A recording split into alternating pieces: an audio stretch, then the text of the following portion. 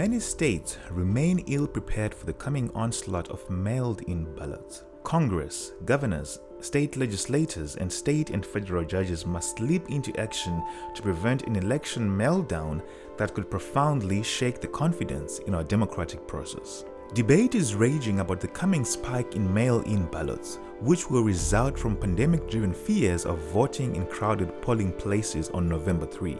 Much of the discussion centers on possible voter fraud, which is historically quite unlikely, since Oregon switched entirely to mail-in voting in 2000.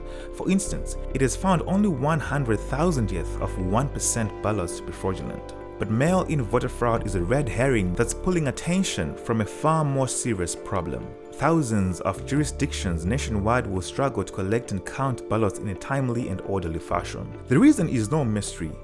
COVID-19 will trigger tidal waves of mail-in ballots that could overwhelm town, county, and state election offices that simply aren't equipped to handle them. Elected officials at every level, from Congress to governors to the smallest town councils, must dramatically ramp up preparations starting immediately to ensure an election process the American people will accept as transparent and fair. So how big a shift towards voting by mail is coming? This year's primary elections, most of which occurred after the coronavirus began sweeping the nation, give us some clues. States that conducted their primaries after March 17 averaged receiving 51% of all ballots by mail compared to 13% before. Georgia's primary saw a 2,500% increase in absentee ballots from the 2016 primary. A few states have universal mail-in voting, and others have significant experience handling large volumes of mail-in or absentee ballots. But most don't, as evidenced by the 22 states that received fewer than 7% of all ballots by mail in the last presidential election. Unless they bulk up their resources quickly,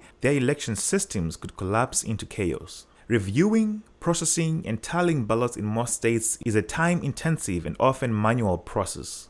In many states, election systems are simply not set up to accommodate the expected increase in people voting by mail, and election officials will be overwhelmed. New York's June 23 primary warns us of what November could bring, only on a far bigger scale. Absentee voting increased by 1,000%, and official election results weren't known for weeks. Further complicating things is the mishmash of laws that govern mail-in voting. For instance, 29 states require mail ballots to arrive by election day, but 21 states merely require them to be postmarked by election day. 36 states allow election officials to start processing mail ballots, such as matching signatures on the ballots before election day, but 11 states don't start the process until election day, guaranteeing that results from closely contested states won't be known for days, if not weeks. Finally, states and courts must do all they can to minimize errors and disqualified ballots, a bigger chore than many might expect. This year in Georgia, for example, a federal judge extended the deadline for accepting absentee ballots after more than 8,000 ballots were invalidated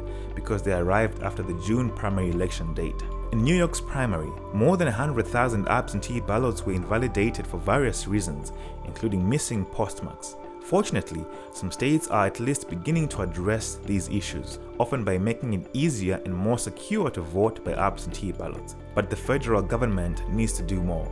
A good start is Senator Marco Rubio's bill to grant states more time to collect and count ballots. Among other things, it would extend the December 8 deadline for completing all state recounts, court contests, and naming of presidential electors under the Electoral College system. Without the extension, some states may be forced to submit incomplete results, which is intolerable for a serious democracy. We should give states flexibility to provide local election officials additional time to count each and every vote, said Rubio. Meanwhile, many states remain ill-prepared for the coming onslaught of mailed-in ballots. The clock is ticking. In this, the world's longest-standing democracy, it's hard to envision a more urgent priority.